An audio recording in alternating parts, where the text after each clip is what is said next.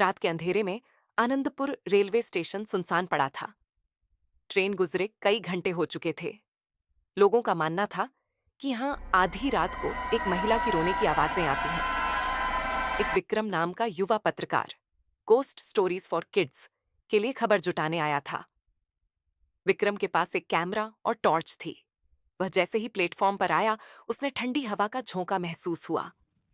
चारों ओर अंधेरा और सुनसान था। विक्रम ने टॉर्च और कैमरा ऑन किया। उसे दूर से किसी के रोने की आवाज सुनाई दी।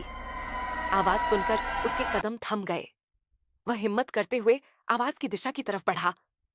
आवाज के नजदीक पहुंचते ही टॉर्च की रोशनी में उसे एक औरत की परछाई दिखाई दी। वह औरत सफेद साड़ी में लिपटी जमीन पर बैठी रो रही थी। विक्रम ने डरते हुए कैमरा उसकी ओर घुमाया। वह अचानक गायब हो गई। विक्रम के हाथ पैर कांपने लगे। उसने वापस जाने की सोची, लेकिन तभी दरवाजा जोर से बंद हो गया। ये सब देखकर विक्रम को यकीन हो गया कि यह वाकई गोस्ट स्टोरीज फॉर किड्स के लिए एक परफेक्ट कहानी है। घबराते हुए विक्रम दरवाजा खोलने लगा, लेकिन वह नहीं खुला। तभी उसे किसी के कदमों के चलने की आवाजें सुनाई दी। उसने मुड़कर देखा तो वही औरत बिना पैर जमीन पर टिकाए उसकी ओर बढ़ रही थी। उसकी आंखें कोयले की तरह काली थीं। विक्रम चिल्लाना चाहता था, पर आवाज गले में ही अटक गई।